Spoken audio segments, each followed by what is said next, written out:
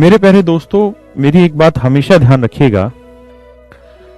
मतलब मैं 2012 में 12 जून 2012 से मैं इस कॉम्पिटिटिव एग्जाम्स की फील्ड को पढ़ा रहा हूं, खासकर एसएससी वाली लाइन को, यानी जनरल कंपटीशन वाली लाइन को, जहां पे बच्चा इंस्पेक्टर तैयार होता है और लाखों बच्चे सिलेक्शन ले चुके हैं।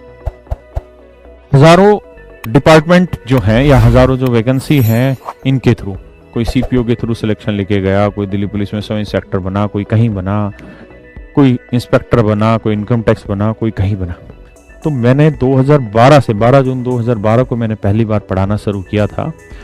तब से मैंने आज तक एक ही चीज महसूस की कि जो बच्चे शुरुआत में बहुत बोला करते थे, यानी जो बच्चे बिल्कुल सामने बैठते थे, जो बहुत होशियार थे, सर 25 ईयर हो गया आपका, अब गधे 2012 से अब तक 25 साल कैसे हो गए, तेरा तो गणा ही कमजोर है, मैथ नहीं थे तो गिनती घटिया है गधे।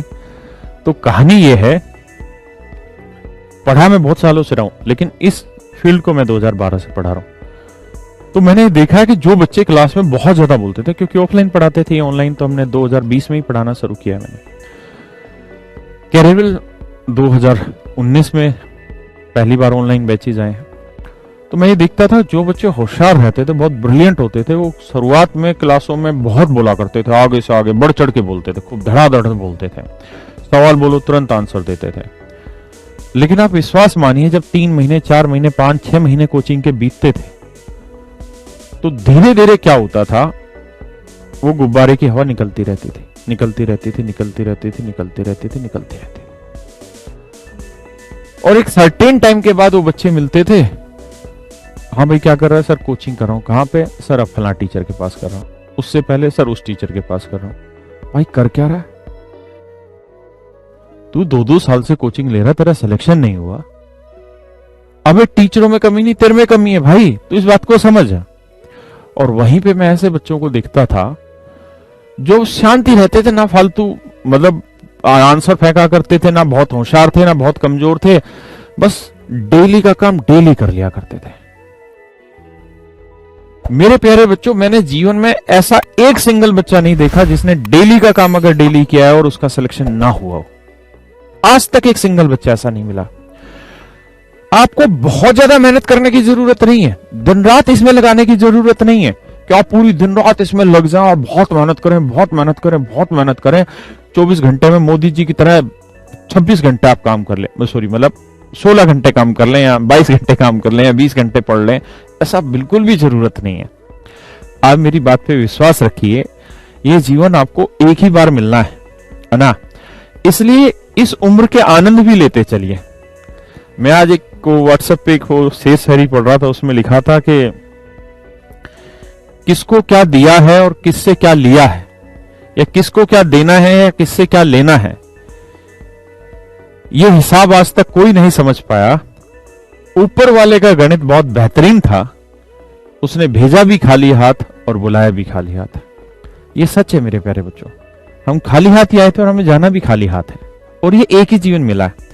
इसलिए इस जीवन को इतना झंड भी मत करना कि आप 20-20, 25-25 घंटे पढ़ते चले जाएं, और वो मन की बात वाला 26 घंटे पढ़ ले, वो भी ना करना। मतलब 24 घंटे में 26 घंटे काम कर ले, वो भी काम ना करना।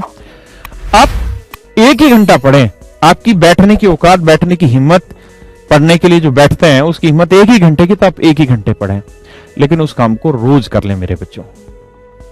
मैंने अपने जीवन में, अपने बच्चों में ये हमेशा महसूस किया है, खुद के जीवन में मैंने ये चीज महसूस की है। मेरी और भी भाई हैं बहुत सारे, मेरे चाचा ताऊ के या मेरे यार दोस्तों में, मैंने उन सब में और अपने में एक ही चीज महसूस की कि मैं चीज बहुत धीरे धीरे करता हूं, लेकिन मैं लगातार करता हूं।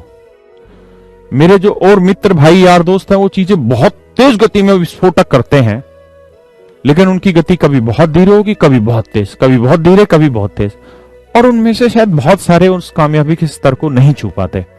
तो मैं आपको भी यही सलाह देना चाहूंगा कि एक ही दिन में आप बिल्कुल तोड़फोड़ के मूड में मत बैठना कि आज मैंने सब कुछ पढ़ लेना ना। अरे औकात आधे घंटे पढ़ने की, 1 घंटे पढ़ने की, वही पढ़ो यार, लेकिन उसको फिर कंटिन्यू करना। और उस 1 घंटे में ये वाली जो चीज है ना, ये बहुत शांत होनी चाहिए। इसका ध्यान उस लड़की की तरफ, उस लड़के की तरफ, उसकी प्रॉपर्टी पे या उस रिश्तेदार पे या किसी पे ध्यान नहीं जाना चाहिए इसका दिमाग। ये बिल्कुल शांत होकर सिर्फ 1 घंटे उस चीज पे ध्यान लगा दे। अगर आप जाके आज 20 ही मिनट इस ट्रिग्नोमेट्री को पढ़ना चाहते हैं जो मैंने पढ़ाया है, तो मन में एक तो ये वहम नहीं आना चाहिए, अरे ये बेसिक बात है, इसको क्या पढ़ना। मेरे भाई, ये अंग्रेजी जो कीड़े हैं ना, यही आदमी को बर्बादी की तरफ लेके जाते हैं। ये अंग्रेजी कीड़े दिमाग से निकालो। हर चीज जरूरी है, हर छोटी से छोटी चीज जरूरी है, उसको उसी सिंसियरिटी से पढ़ते चले जाइए। अपने अंदर धीरे धीरे स्टूडेंटशिप लेके आइए, छात्र प्रवृत्ति लेके आइए। कारण क्या है कि जैसे ही हम स्कूल से कॉलेज में गए, हमारे अंदर से वो छात्र प्रवृत्ति खत्म हो गई। आपने अंदर वो छात्र प्रवृत्ति लेके आइए, दोबारा से सीखने की ललक पैदा करिए अपने अंदर, है ना। और कंटिन्यूअस एफर्ट करते रहिए, थोड़ा पढ़िए लेकिन कंटिन्यू पढ़िए। अपने जीवन को भी पूरी तरीके से अस्त व्यस्त निरस्त मत कर दीजिएगा। आप यूपीएससी की तैयारी नहीं कर रहे हैं, आप एसएससी की तैयारी कर रहे हैं। अगर आप यूपीएससी की तैयारी कर रहे हैं तो कैरियर प्लेटफॉर्म पे यूपीएससी के टीचर्स हैं और बहुत बड़े बड़े टीचर्स, आप वहां तैयारी कर सकते हैं।